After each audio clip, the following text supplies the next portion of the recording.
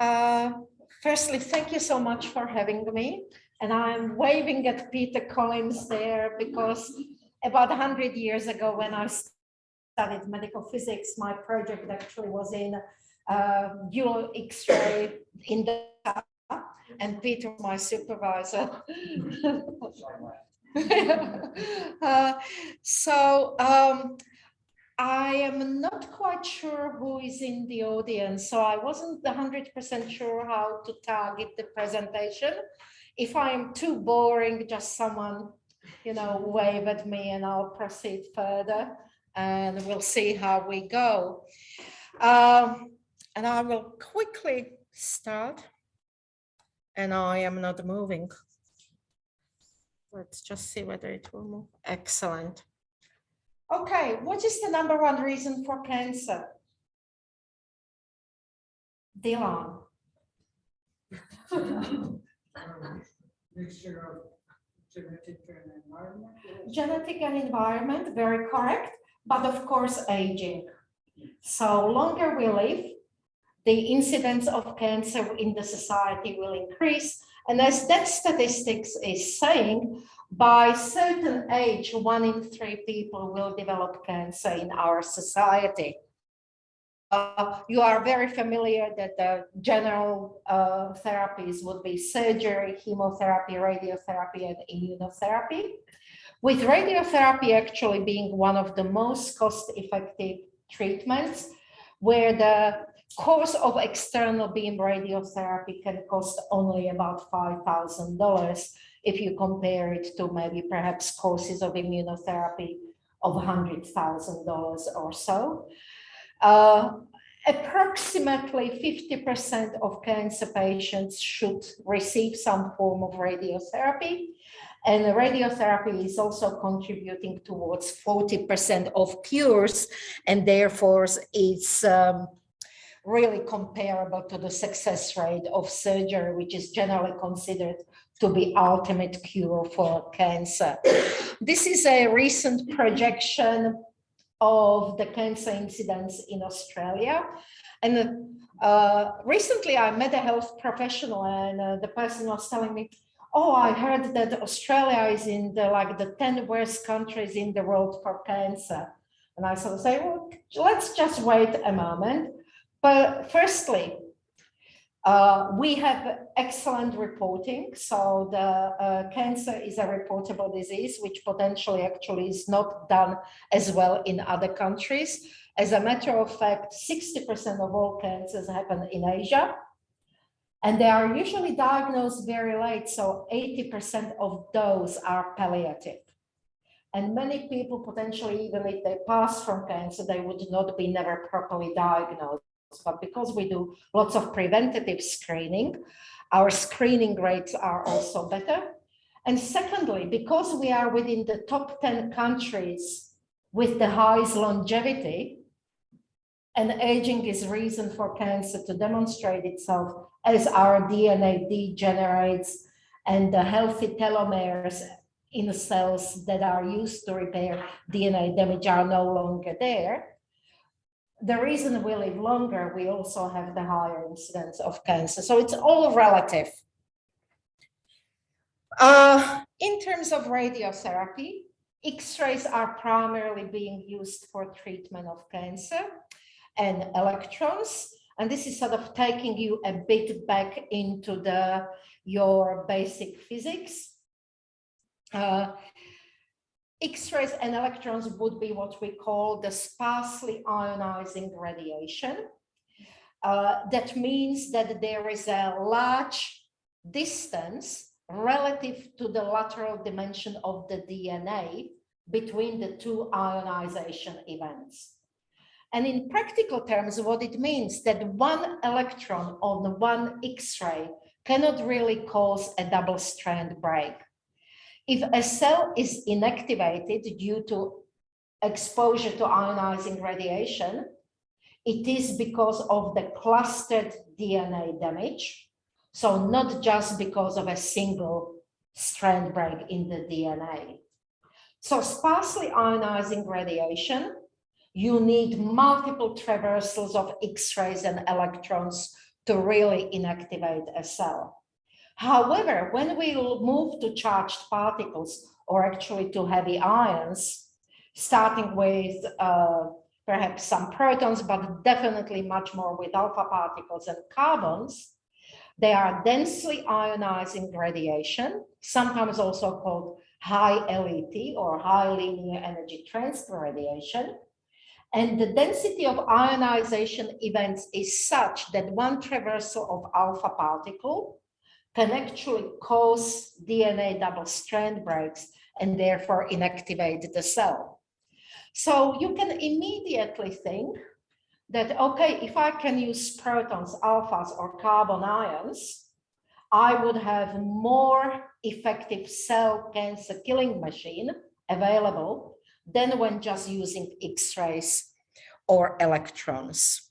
And of course, just like you are familiar in nuclear medicine, when we are applying radiotherapy, radiotherapy will penetrate the patient through healthy tissue. So everything is a compromise, and we are playing a game between the tumor control probability and normal tissue complication probability, where the therapeutic window is somewhere along that dashed line, where you find a prescription treatment regimen where you're trying to minimize the damage to normal tissues and maximize the damage to the target volume. So, as I said, the bread and butter of radiotherapy are these linear accelerators. They produce accelerated electron beams, and when they hit target, they produce a cone of X-rays that's presented in a patient plane. That cone of X-rays is roughly 50 centimeters in diameter. So if we used it as is, you would be always irradiating half of the patient's volume. So there is quite a sophisticated collimator system in the gantry of the accelerator to shape the radiation beams apertures to the projection of the cancer at that direction. What is the weight of such a gantry? Anyone? 6 tons. 6 tons, not too bad. 3 Commodores. Yes, and it moves with the accuracy of about 2 millimeters. So it's really, quite an achievement in terms of delivery. And the photon energies that are generally used are between 6 to 25 MV beams. So we always use X-ray spectra as producing the target. In the figure on your left, we have the percentage depth dose curves showing you how X-rays deposit dose. And then I usually ask the students, everyone now should be yelling at me that using X-rays for treatment of cancer is the stupidest thing ever. Because if I have a target volume at the depth of 10 centimeters, but I have a healthy tissue at the depth of 5 centimeters, that normal tissue will receive much higher dose than the target volume where the cancer is. So how do we get around it? Well, we cheat a bit. We never really irradiate a patient from one direction only. We irradiate patients from multiple directions, and the ultimate achievement is actually to use something that we call the volumated arc therapy, where the gantry is rotating around the patient while irradiating. So you are technically using 360-degree angles. And all those beams meet at the isocenter, at the center of the tumor. So we are building up the radiation damage within the cancer itself and spreading the unwanted dose around the larger volume of healthy tissues. And that's how we really, avoid overdosing critical structure that's in the pathway of X-rays.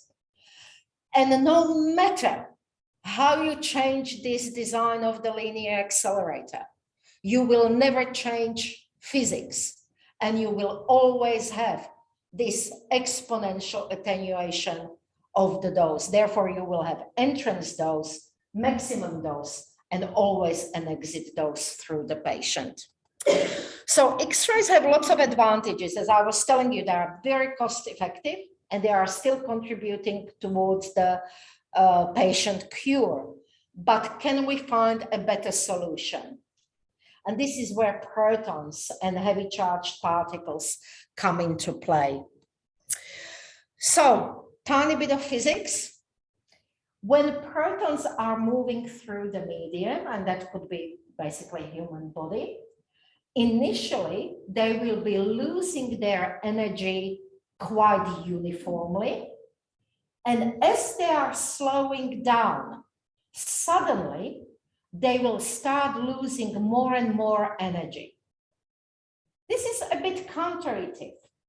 As a matter of fact, that dependence shown on that graph, where on the x-axis we have energy on the proton, and on the y-axis we have energy loss per unit path length, that sharp curve there shows a dependence as 1 over v squared, or velocity of the proton, showing exactly what I just said. The slower the proton is moving, the more energy it's depositing on the spot.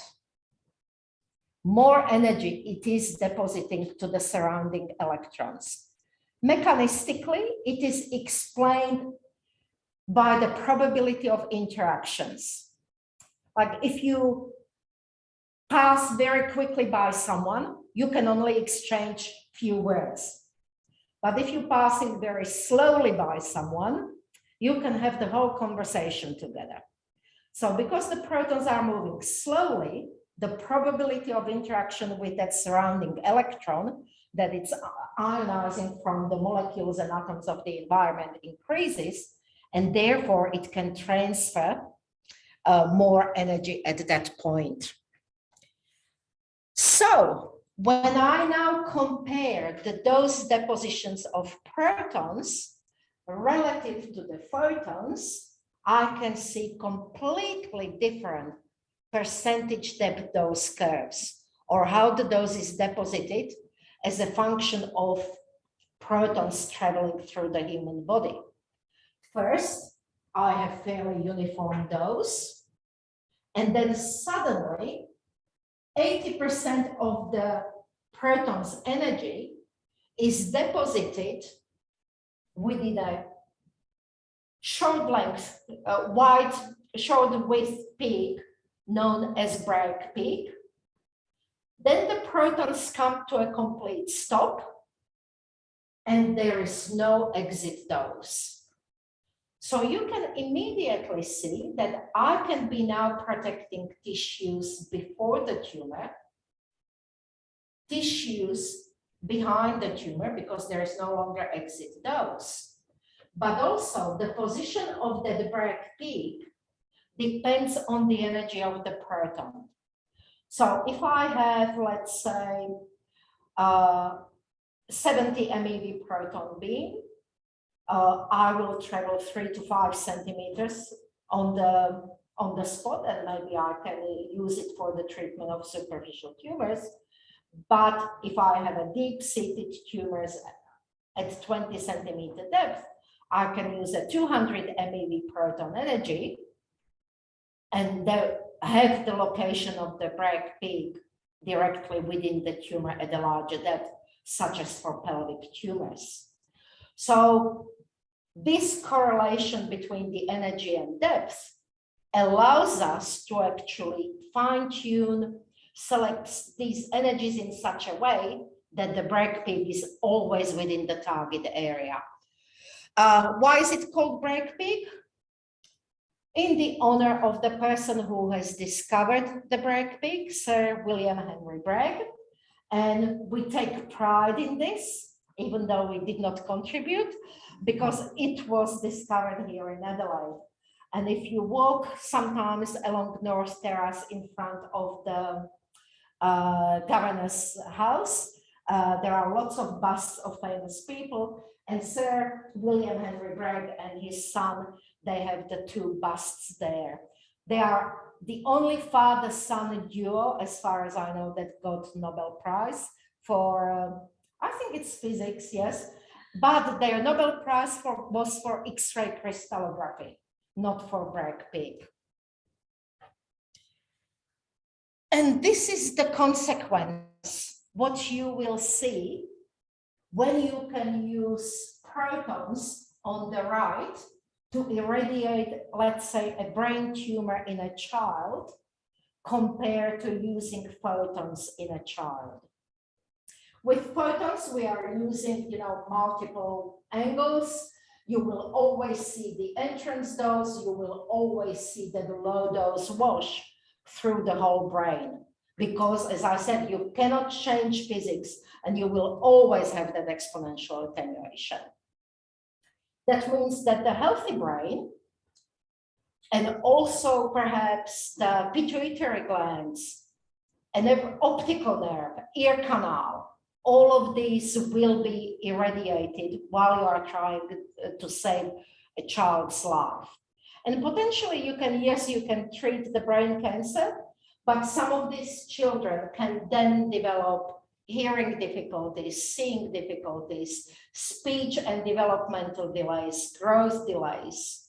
So the photon therapy does have insidious side effects. But if you look at that picture on the right, with the proton beam, we can only use 2 proton beams, and you can select good gantry angles so that you are not really going through ear canal or optical nerve and so on, that you can really spare large portions of the healthy brain. And what the clinical trials are showing us, and we can talk about clinical trials a bit later because these are considered very difficult because they could be unethical, comparing these two treatment therapies, show that the protons are as effective in treatment of brain cancer in children, but the side effects, as you would expect, are significantly reduced. And, we're hoping that these children will live for many decades. So it is really important that they can lead as normal life as possible.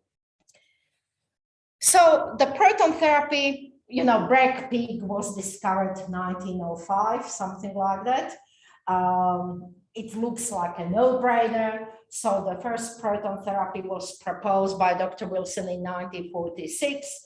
But it wasn't really until mid to late 1990s that it has taken off as being seriously looked as an option for clinical radiotherapy. Physics was easy. What we didn't have was the accelerator technology with rotating gantries. So the accelerator technology had to really catch up, and it took really until to the beginning of this century that we can now look at the implementation of proton therapy at a larger scale.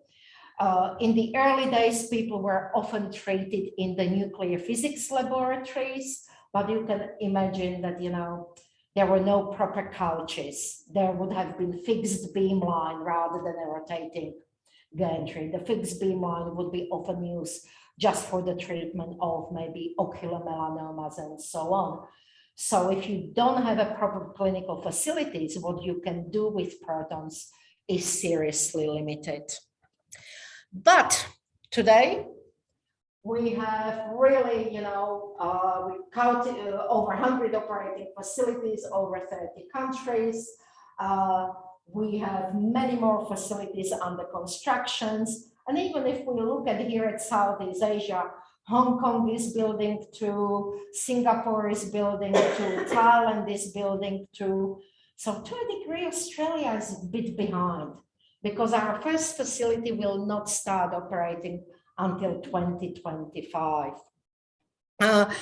And in addition to proton facilities, especially in Europe and primarily in Japan, we see also the rise of carbon facilities. And if I have time, I will touch on that a bit later. Nothing is ever good as it looks immediately. And we do have a problem with the Bragg pig. This is really the true Bragg peak, not the schematic I showed you before. So the problem is that the Bragg peak is really very narrow, and therefore you cannot use a single Bragg peak to cover the entire tumor. And as a matter of fact, we have to use a succession of Bragg peaks to cover the distal and proximal depth of the tumor fully. So what we use, as I mentioned, is a series of Bragg peaks, and when you combine them together, you will end up something that's called spread out Bragg peak. Unfortunately, when you start spreading the Bragg peak out, when you have that convolution of multiple Bragg peaks, you start losing some of the advantages, because that plateau region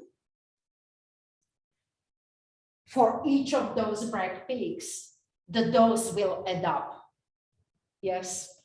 So we will lose some of that lower dose that was protecting healthy tissues. However, the dose is still lower as compared to the shallow dose to X-rays, which is shown in red. And even if I use the spread out Bragg peak, I still have finite range of particles in the medium, and therefore I have no exit dose.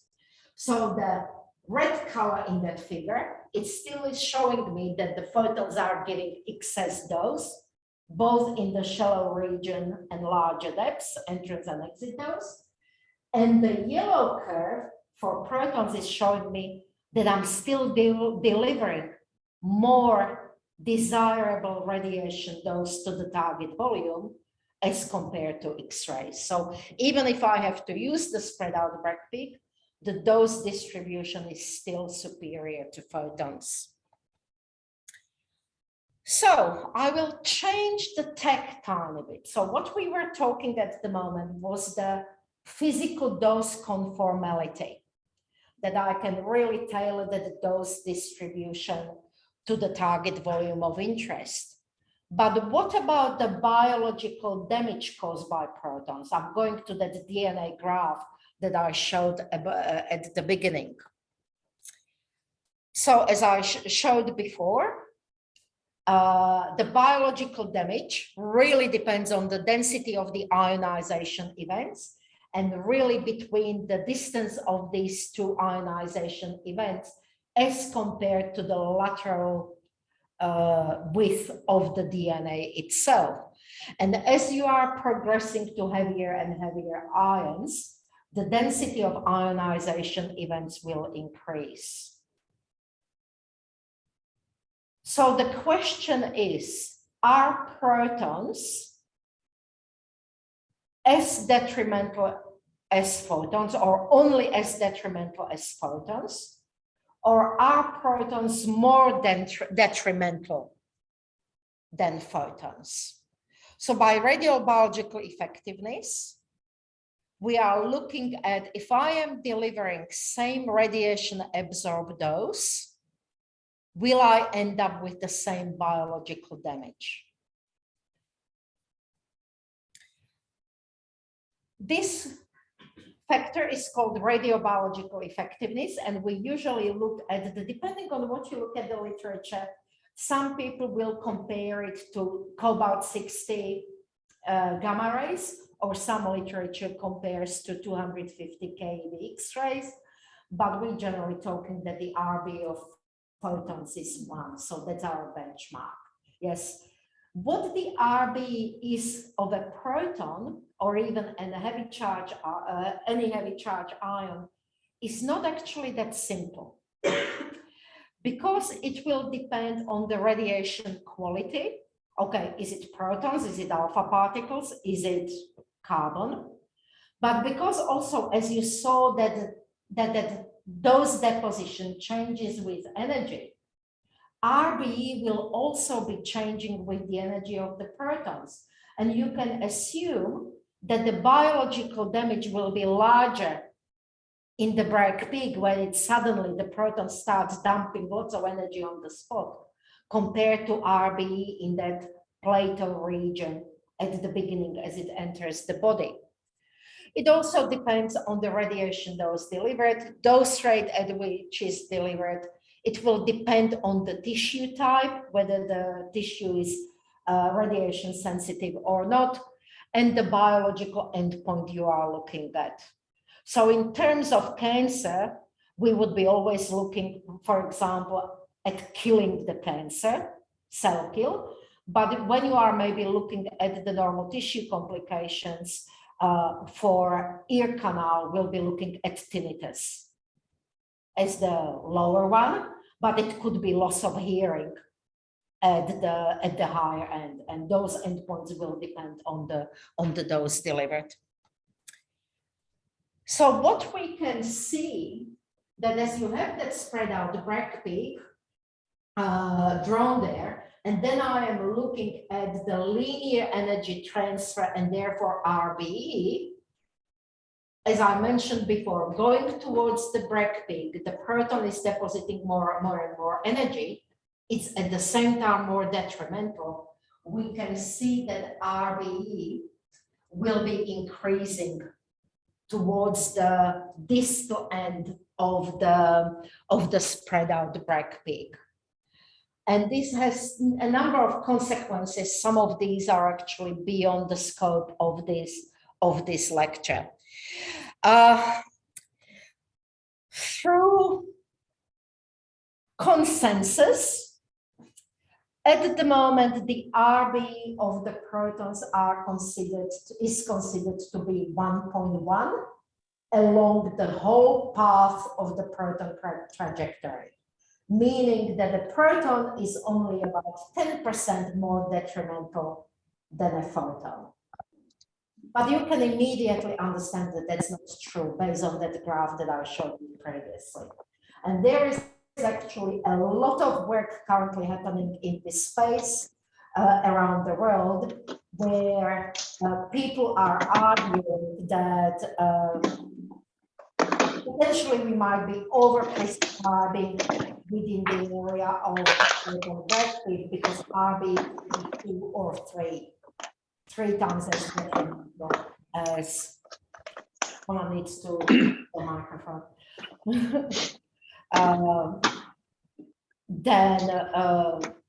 Then the photons are. Yeah. Within the Bragg peak, if it's really targeted to the cancer, it would not worry me. However, if that cancer is adjacent to critical structure, like spinal cord, and suddenly I have a bit of that Bragg peak touching the spinal cord, then I could be potentially overdosing the healthy tissue. So there is lots of discussion currently in this space. So this is really to drive home the point. The physical Bragg peak, the spread out Bragg peak, is that the dashed curve. The biological dose delivered, when we consider that the protons are 10% more detrimental, would be a curve that's 10% higher. But if the RB is changing, then the dose delivered towards the end of the spread out Bragg peak will be higher again. And this needs to be taken into account when we do treatment planning. Radiotherapy is hardly ever delivered all in one go. And what we use, I don't know how much you are all familiar with radiotherapy, we use fractionated radiotherapy. Why fractionated? Exactly, to spare the normal tissues so that they can get 24 hours before the next dose of radiation to repair all the damage. Why do we use the dose that we traditionally use is 2 grays. Why do we use 2 grays? And this is again historical, and this comes from lots of cell line experiments. 2 grays is something that we call D50 for most of the human cell lines, meaning that it's a dose that will kill 50% of clonogens. Yes, so you always every day have the tumor. That's not exactly true because tumor also has a recovery time, so it regrows a bit back overnight and then again. Because protons are considered to be 10% more detrimental, and 2 gray perfraction is what we are comfortable in the photon radiotherapy, the international ICRU guidelines tell us that with protons we are prescribing 1.8 grays perfraction. So at the moment we are still repeating the prescriptions that we have learned from photons and have experience with. So what kind of cancers should we treat with protons? Obviously, if Australia is only to have 1 facility for proton therapy, even though perhaps 3 others are currently being planned, you cannot treat everything.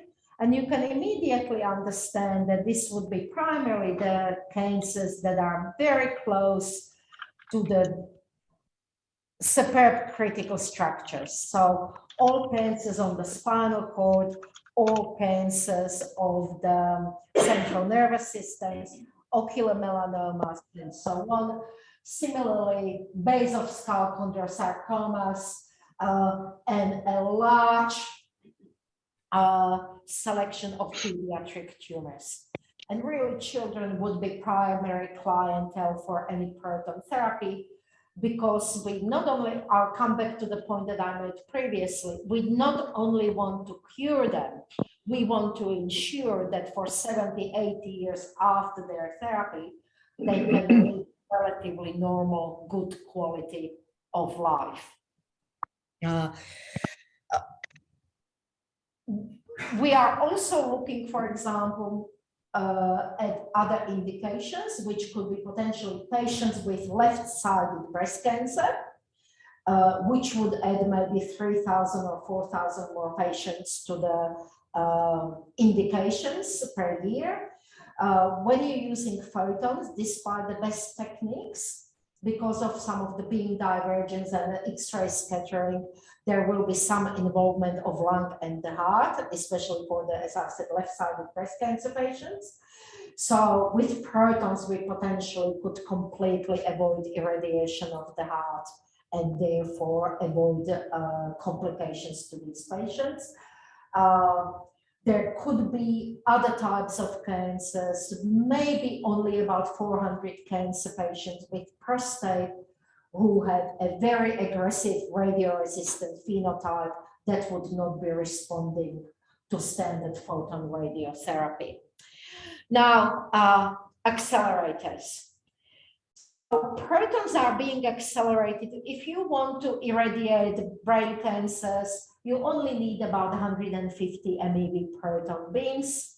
If you want to irradiate pelvic tumors, you have to go to about 250, 270 MeV beams. Your standard cyclotron for production of radiopharmaceuticals goes to 16, 30. Kevin? Yeah, I think the big ones are 60.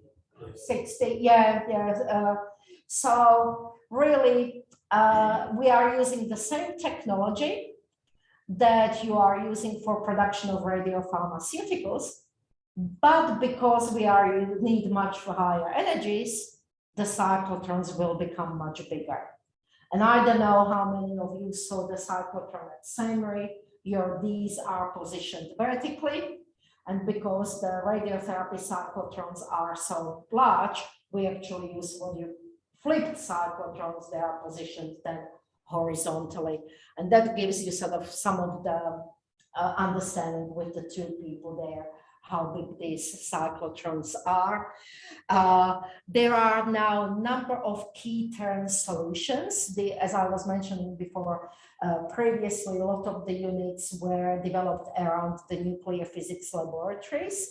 In Europe, lots of the technology has been transferred from CERN. Japan has had fantastic learning curve, and they had their companies, especially Hitachi, involved in the development. So they had lots of internal know-how. But not many countries have that internal accelerator engineering physics know-how. and would like to buy a turnkey solutions. So over the years, we got companies like Dairy and IBA, maybe coming on board, bringing everything to your facility, installing it, and you train staff and can happily irradiate patients. With the cyclotrons, we need much larger bunkers because the units are much larger. There are different approaches to shielding. Shielding that you are familiar with, because if in nuclear medicine you are using cyclotrons, you know that the protons will produce lots of neutrons, but it's different type of shielding for us in radiation oncology generally, where we don't produce as many neutrons. And we also need to look at, which is EPA here in this state is looking now at the moment, also changing legislation and licensing, and how do we, develop various limits? How do we do survey of such units and things like that?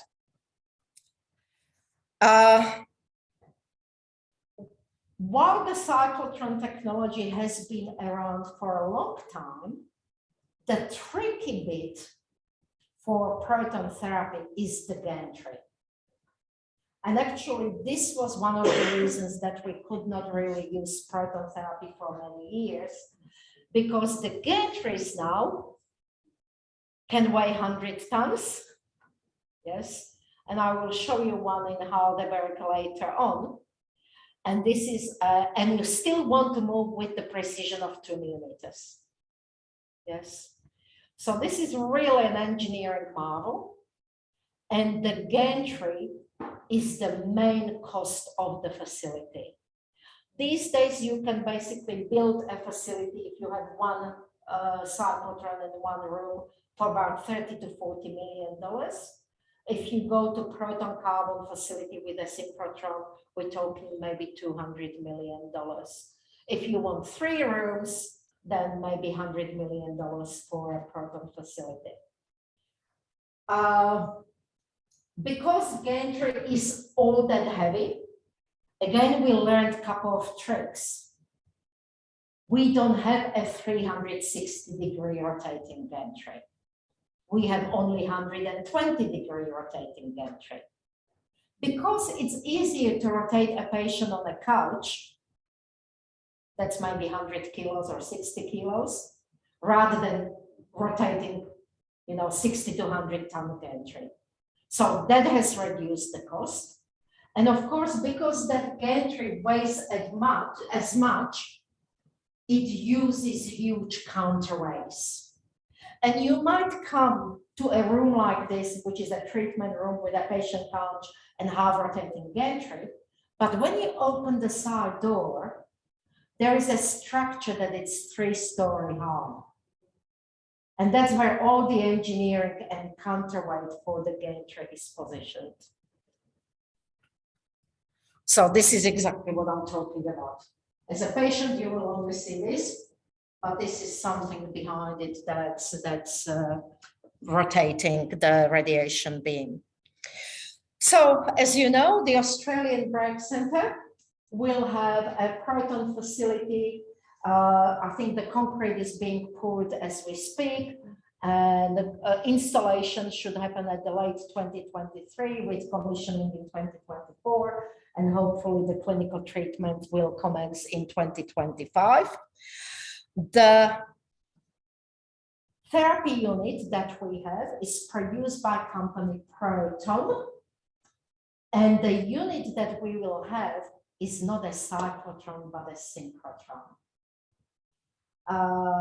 Cyclotrons have a couple of disadvantages, and I don't want to go into the operation of the cyclotron, which all of you know very well, because they produce limited energy, limited maximum energy given by the radius of the cyclotron, and then you need to really use a modulator wheel to end up with different proton energies to reach the patient.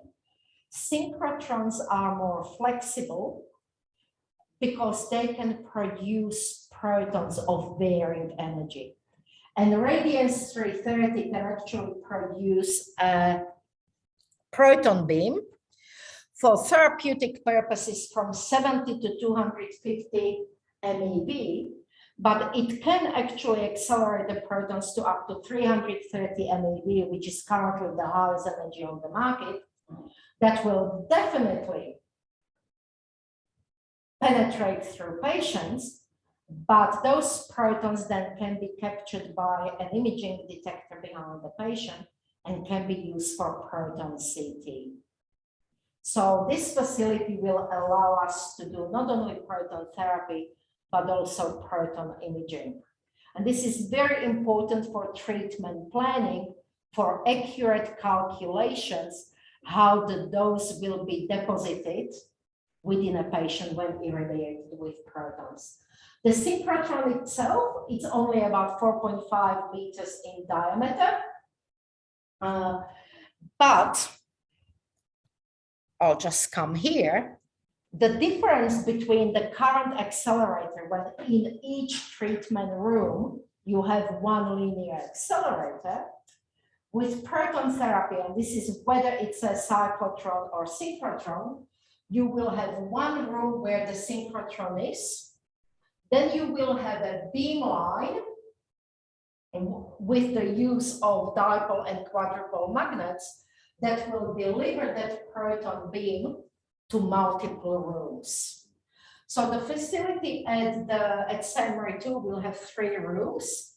2 of the rooms will have the semi-rotating gantry, and then 1 room will be straight beam line, and that will be used for both research and development, but also for the cases like ocular melanoma treatments, where you basically only need one direction for the eye and you don't have to treat patients. But what it's telling you, because I only have one synchrotron, I cannot treat 3 patients at once. So all rooms will be co-sharing the beam. So while you're treating, you have a beam in one of the rooms, you will be positioning a patient on the couch and do verification checks in another room. So most of these facilities then, because your throughput is effective, to make it cost effective, usually run from 8 a.m. to 8 p.m. Then the poor physicists get on to do all the late QA and check till midnight or 2 a.m. And then maybe researchers get it from 2 a.m. till 6 a.m. And then it starts all over again. Yes. The advantage also with the lifespan of these devices is that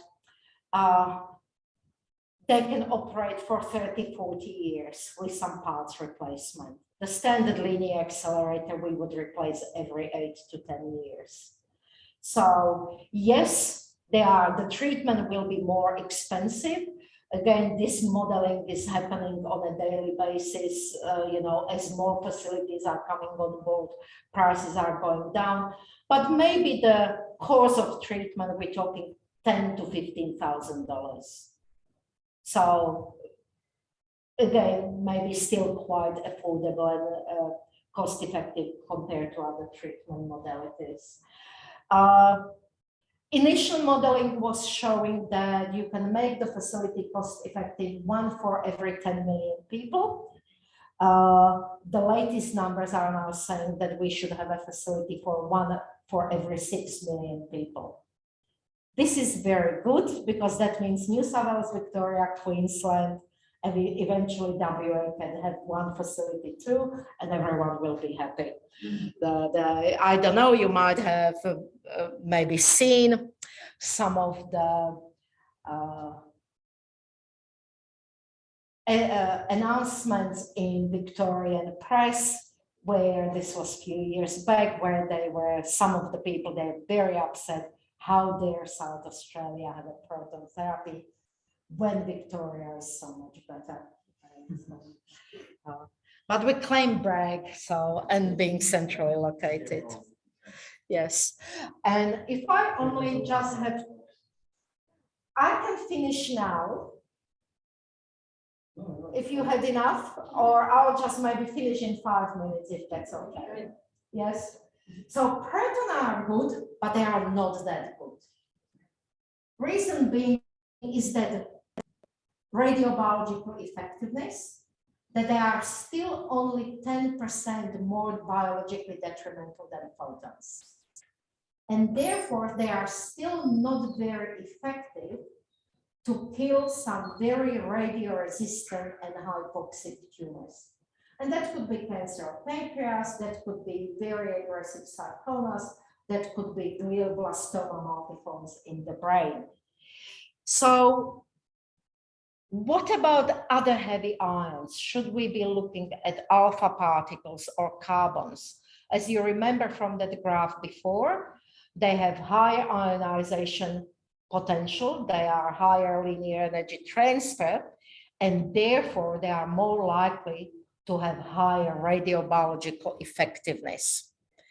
Not only that, this is the comparison of Bragg peaks for alpha carbon, oxygen, neon, and protons. Proton is the top curve. What you see that as you go also towards the higher energies, my shallow dose before the tumor reduces.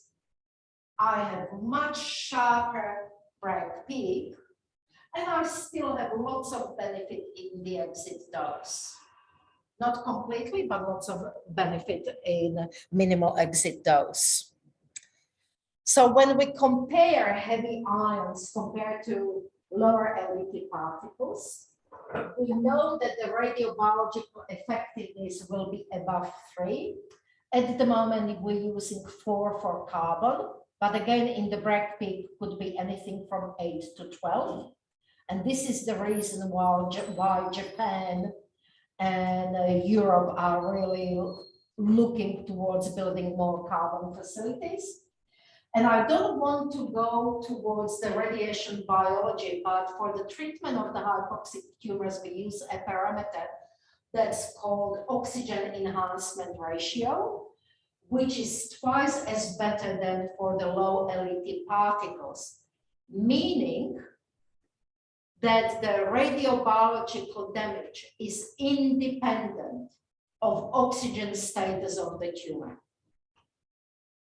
Hypoxic tumors, such as GBM or pancreas, or 50% of head and neck cancers are hypoxic, are radio-resistant. But if I can use carbon ions, it's primarily direct DNA damage, not the production of free radicals, and you can eradicate resistant tumors. And because they are so detrimental, what's happening in Japan, let's say I'll look at the prostate. Prostate these days, we treat to up to 80 grays in 2 gray fractions. That means 40 visits to the hospital for a patient. That's 8 weeks of therapy, which is quite a bit of commitment and disruption to life. Japan with carbon is actually moving towards monotherapy, single dose of carbon ions, which the insurers love it. You get higher throughput of patients through the therapy, and potentially it's then less disruptive on the lifestyle of a patient, which you can actually really understand in a country like Australia, that if you have a farmer, it's very difficult for them to leave their farm and move for 2 to 3 months to the city to receive therapy. So if they could receive an accelerated treatment because it has a better effectiveness, that would be quite beneficial. This is again showing very similarly. This is the dash curve, is the physical dose, and the curve in the full curve, that's the biological dose, because the RBE is so much higher. And again, it will be increasing towards the end of the spread out Bragg peak. And therefore, this is a bit of a trick for us how to do trig dosimetry planning. We have to plan less dose at the end of the spread out Bragg peak to achieve uniform irradiation. So lots of good, challenges for medical physicists and radiation therapists to keep us on our toe. Once again, I told you, and I'm nearly finished, the problem with the high energy carbon, you know, with X-rays, we use 6 to 25 MV beam. With protons, if I want to irradiate a pelvic organ, I have to use 200 to 250 MeV beam. I went one order of magnitude more. If I want to use carbon, we have to move to 3000 MeV. So this is where the problems come, that you move to the higher particles. Because of the high LET, you need much higher energies. So carbons can really, those energies can be only achieved with synchrotrons. But once you have particles of high energies and you are a nuclear medicine technologist, you start producing nuclear reactions. And therefore you will be producing neutrons and you potentially will be producing alpha particles. If that high energy carbon hits another carbon, you can end up with a breakup reaction of 3 alpha particles. So while you have that nice spread out break-peak with no exit dose, the nuclear reactions will cause you contamination. So there is a limit where you should, how you should go with the energy or what your projectile should be, because eventually you can produce so many detrimental particles, which you're no longer directing, they can be flying anywhere, that you will then again achieve unwanted irradiation of healthy tissue. So we were here looking, I think, at the carbon beam, and actually the most significant secondary was alpha particle with the RB of up to 6 times more detrimental than photons. So what is the optimal heavy ions? We think it's carbon. There is no point really going beyond carbon. You want something that will give you improved dose distribution, but you also have to be aware that heavier ions, the cost of this facility is more expensive, and then you will have the larger secondary particle contribution that will be detrimental to normal tissues. If you want to produce synchrotrons, carbon means you have to use synchrotrons, and these are now much bigger. If you go into 3000 MeV than just a proton synchrotron. This one is from Italy. This is a German facility that also accelerates oxygen and neon ions. And this gantry weighs about 600 tons. Yet it deposits the, your particle beam, heavy ion beam, with the accuracy of 0.5 millimeter. The gossip is Siemens was very heavily involved in the design of this facility, Heidelberg. So the gossip was that that's what made Siemens bankrupt. And after that, they actually withdrew from radiotherapy, stopped producing linear accelerators. So it ended up just Varian and Electa, for those who are familiar. And then I think last year they bought Varian as their product for the linear accelerators. And because you are a nuclear medicine physicist, Kevin and Ash might know what's coming. The problem with the best particle therapy that it's only a localized therapy. So you can get 100% tumor control, let's say in prostate, but unfortunately the patient may still succumb to the disease because they already have metastatic disease that's spread out within the body, within the bone or so. So we really need nuclear medicine to be able to produce targeted beta or alpha radiotherapies to treat systemic disease. And when people ask me when there is going to be a cure for cancer, I always say, well, that's really a bad question, because we have as many different cells, we have different types of cancers that react to different therapies, and it also depends on the stage of the disease, where you have to really use different weaponry different approaches to the treatment of cancer. And I will finish here. Thank you very much for your attention.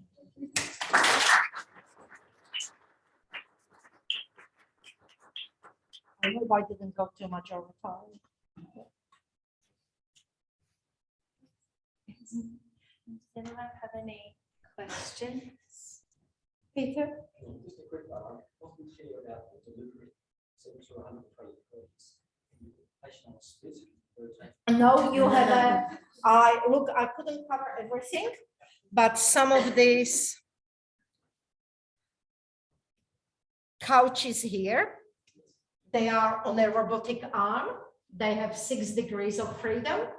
So you can rotate patients from one side to another and even pivot the angle a bit. Yes, yeah. Exactly, because motion is relative. Yes. I was just going to ask, was the choice of left breast cancers as opposed to right or both more about the fact that you could, there's not going to be enough spots to treat both sides of the breast, or was it more about choosing the left because you wanted to research on the heart sparing? That's primarily for, look, the 5-year survival for the breast cancer is already at 95%. So we are doing really quite well with photons as it is. So primarily it is for the sparing of the heart and the lungs, yes.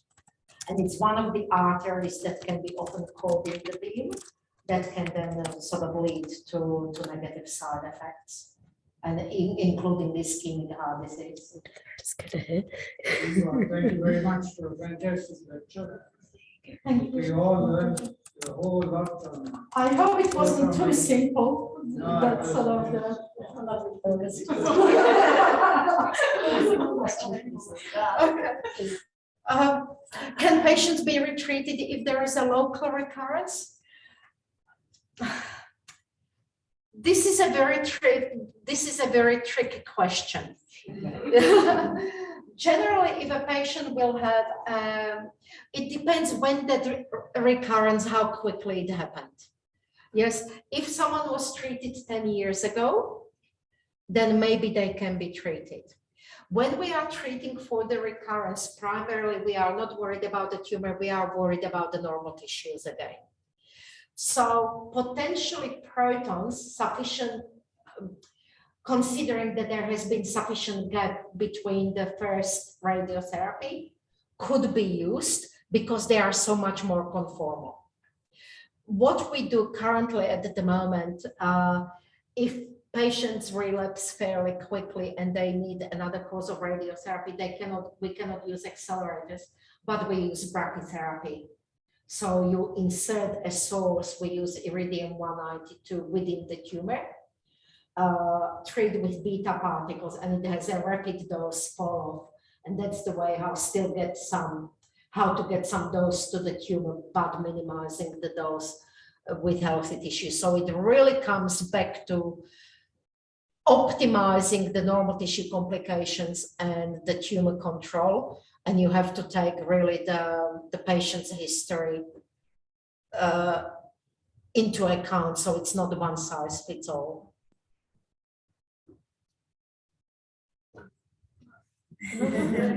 Well, this might be a silly question, and I'm not sure if you can answer this either, but from a nuclear medicine perspective, do you think our imaging or the types of images that we take or examinations that we do might change because of proton therapy being introduced, either from a diagnosis or maybe even in the planning process for proton therapy? Is that a possibility? I'm just curious as to.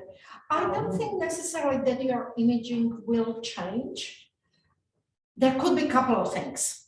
Firstly, you always have to do proper staging, because I believe that the proton therapy, because of the limited places that we have, will be primarily used for curative purposes. So if the staging shows metastases, then the patients will be prioritized for photon therapy, because you then only have palliation. But nuclear medicine, and this is now going to radionics, and this comes to medical imaging as well, might help us to identify the subclass of patients that might have more maybe the radio-resistant disease that will not respond well to just photon radiotherapy and would benefit more with using the radiation of higher RBE. And what we are now also doing, was really beyond the scope of the lecture, because I'm sparing healthy tissues, I don't have to follow photon protocols. And maybe instead of 80 grade prostate, maybe I can go 100 grade prostate. So for this subclass of radio-resistant cancers, maybe we can boost the dose to get a better therapeutic outcome. And this is really then looking at the nuclear medicine images, homogeneity, and energy, entropy, enthalpy, and identifying the subclass of patients that would benefit more. So it will be really the question, who benefits, who should be indicated? Yes, please. Yeah, I'm leading the witness here. Just to butt on with that. Would you care on elaborating even the potential for imaging of secondary particles or photons that might be produced? I would love to know. Would love to know. Yeah. Look, there is actually, for better or worse, nuclear medicine is actually involved in dosimetry. You know, I always call all the students now, my current standard job is that the radiotherapy is the double blind date. You don't see the radiation and you don't see the tumor. Therefore, most of these facilities will also have like an X-ray tube set up so that when you're setting up the patient to a position for treatment, you quickly take a snapshot of the anatomy to make sure that the target volume is at the right spot. But then, how do you know that the protons will come to the right spot? And this is where nuclear medicine imaging comes into play, because those protons can, for example, produce oxygen-15 PN reaction on some of the bodily isotopes that will have a positron emission, and then you will be detecting the two gamma rays. And based on the positions of those gamma rays, say, yes, the dose was delivered to the target volume. I don't like this method of imaging because the positrons, depending on their energy, they can travel 0.5 centimeter within the body before they annihilate. So our modeling showed that they are good at monitoring the distal edge of the peak, but not the whole volume. But SPECT imaging is more useful because, again, when you are producing through nuclear reactions, you will have prompt gammas. You will have a daughter nucleus in the excited state, and that prompt gamma will decay exactly on the spot when the reaction has happened. So there is still the question, how do we monitor that the dose was delivered to the right volume? And that's where nuclear medicine imaging is coming as a QA tool to confirm that we irradiated the right volume. So it will be very, very interlinked. Has that answered your question? Oh, yes, that's The problem is when you suddenly have, you know, that prompt gamma is 2.5 MeV. yeah. Yes. It'd be hard to stop. Yeah, yeah. Scott was mentioning things like Compton cameras, perhaps. Yeah, absolutely. Or backscatter, so you don't do the full energy, but you pick something else, Compton edge or backscatter peak. Someone was mentioning they're going to deliver some of the doses sitting up or something like that. Yes. So with the straight beam line, there is also an idea that we could do some of the therapies with the patients sitting up. So the typical one would be the ocular melanomas, but we are also thinking about something like lung or pancreas or something in the abdomen that firstly, changes with breathing, but also when the patient is lying down, the gravity adjusts everything in the abdomen.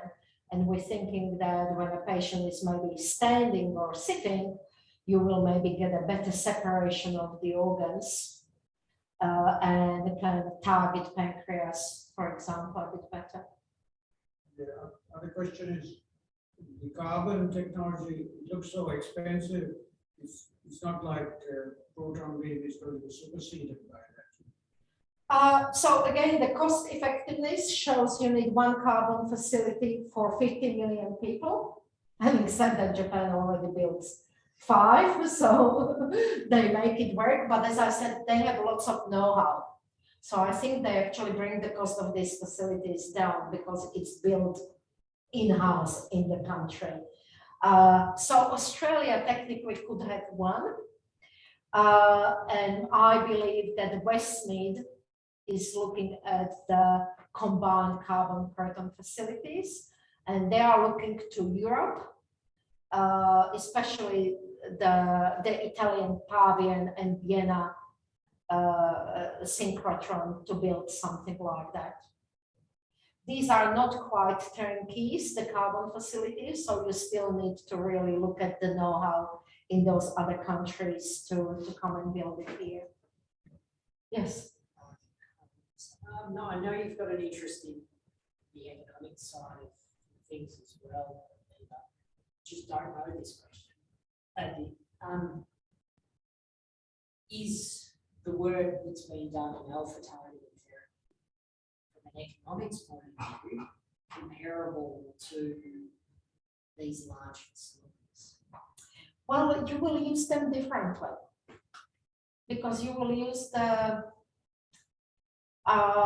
while you can use use the targeted alpha therapy intratumorally, but you will also use your targeted alpha therapy for metastatic cancers and circulating cancer cells.